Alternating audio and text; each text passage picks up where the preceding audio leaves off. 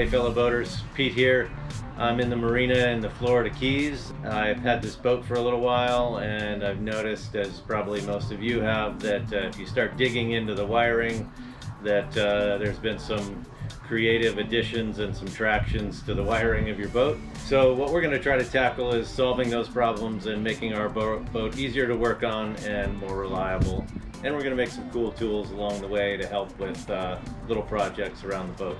So my buddies at WireCare sent me a care package, and I'm going to show you a couple of those things right now, and that's going to help us get our projects underway. First thing is this really cool pair of wire strippers from Knipex.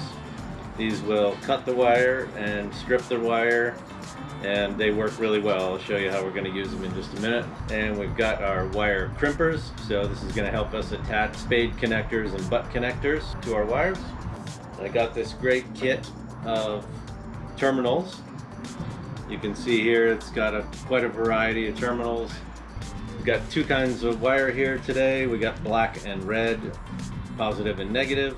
And this is 14 gauge wire we're going to be using. Most of the wiring on this boat is 14 gauge, so that's what we're going to use. And for doing our DTM connectors or DT connectors, we have this great set of crimpers. So these do an excellent job of crimping the Deutsch connector pins. Basically squeeze it all the way closed and it's done. Perfect every time. These are fantastic. Now this is a Deutsch connector, and these are sealed from the environment. Once they're put together, they have a little gasket between them and on both ends of the wire. So our project today is going to be to take our little gear pump here. We're going to put a switch in line, and then we're going to put a lead on it that I can plug into a battery on the boat. Then we're going to add hoses on here, and what this is going to allow us to do is transfer fluids if we need to, whether it be oil, water, diesel. They've also sent us some shrink wrap. This is either 2-to-1, 3-to-1, or 4-to-1, and it is adhesive lined, so once you put it on the wire and shrink it, it seals the wires from any moisture and also sticks on the wires really well. I've pre-cut this piece to go onto our little pump wires here so we can get it into our little switch. And it is also environmentally sealed, gasket on top here, and we're going to just strip back the wires, attach them with the little screws here, and assemble our little switch box. Okay, we're going to grab our Knipex wire stripper, and we're just going to strip these back enough so we have enough wire to work with.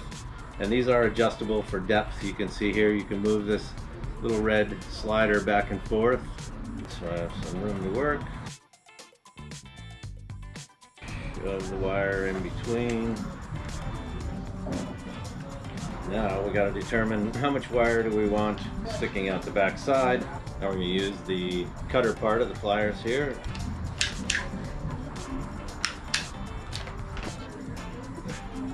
There we go. Black to black, red to red. Got our little switch box together.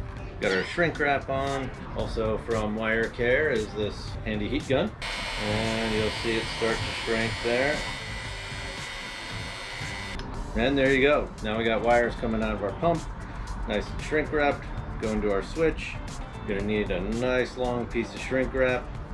And then we're gonna put a DT connector from this end, which will connect to our 12-volt battery source. In the bag is one male and female connector and the pins and wedges to put it all together. So we have one receptacle, and this is kind of a weird thing. This takes the male pins, but it's called the female receptacle.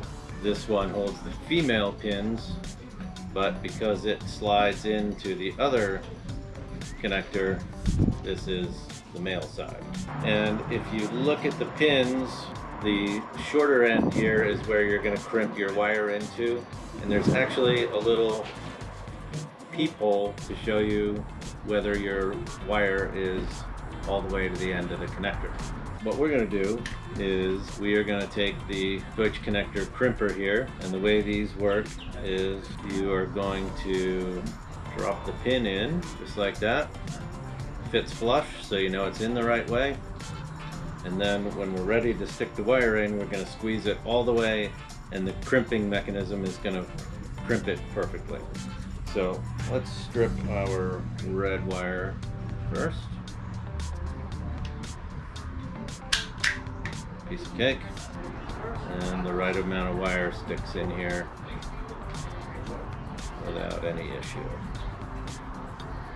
They can be a little tight, but that's what you want.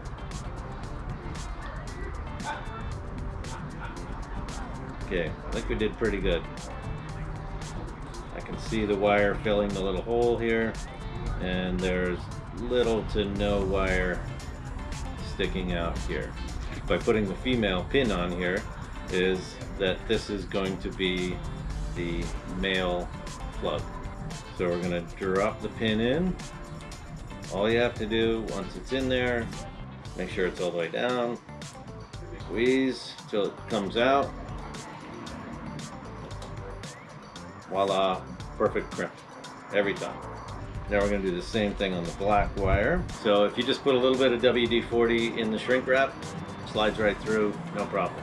So I'm going to shrink down this end a little bit first, stuff it inside the little nut here so we get a nice butting of the shrink wrap to the nut. Okay, you can see how we just stuck the end inside there. And we can tighten the nut up.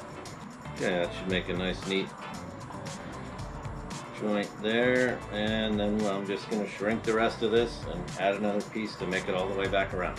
Ideally, I would probably use F6 self-wrapping. Tech Flex would be pretty good here, but the reason I'm doing it in shrink wrap is this is probably going to see water and gross stuff, and it'll just be easier to clean up afterwards if I have shrink wrap on. So we have a little bit of wire left here that we need to wrap. So we're going to cut a small piece, run it pretty close to the end of the pins here. So when we put on our plug, the shrink wrap hopefully goes right up to the end there. Okay. So feed that through. Oh, there we go. Pins are out the other end. So now what we can do, put our pins in our connector, and you can see they're both just resting at the end there. We're going to take our little orange wedge here. See the two holes here are going to cover the pins, so that will tell you which way to put it in. Just give it a little push. Voila, connector done and sealed. Gasket's on the back, gasket in the front. So now all we need to do is run our shrink wrap up to the plug.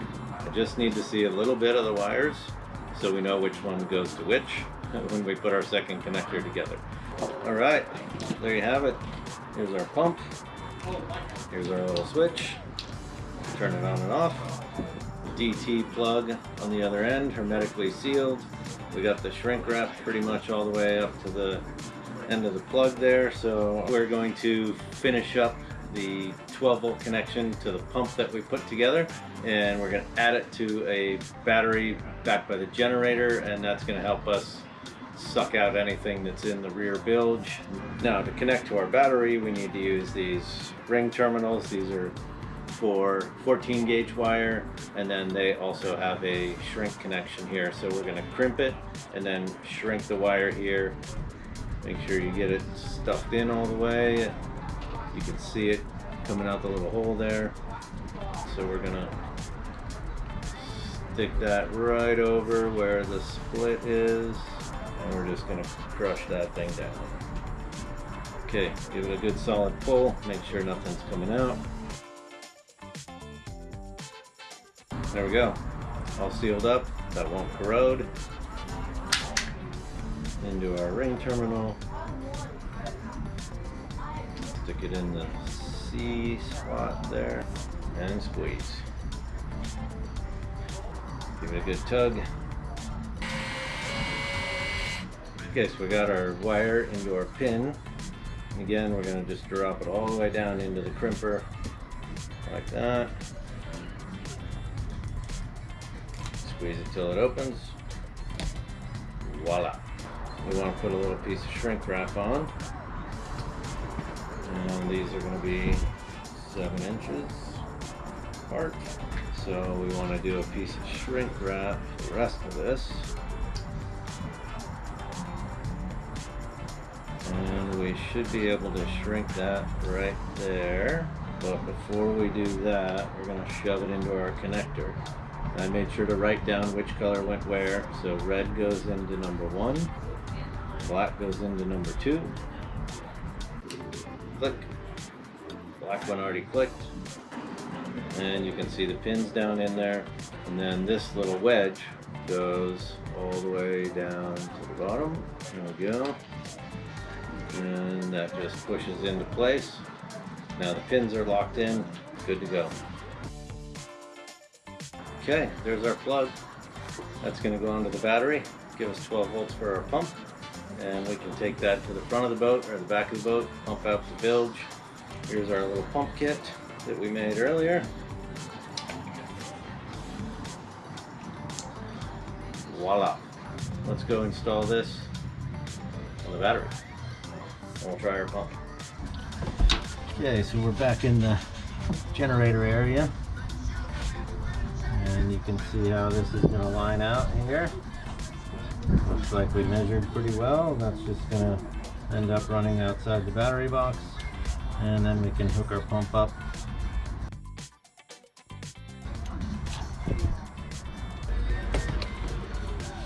Okay, there we are.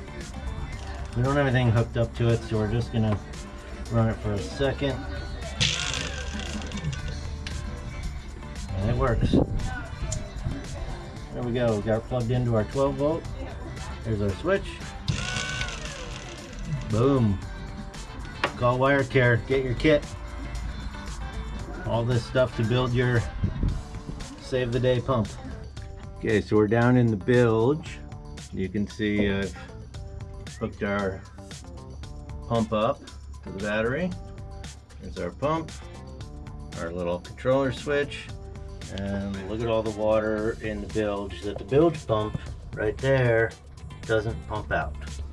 So we're going to fire this thing up and see if we can't get a little more of the water out of here.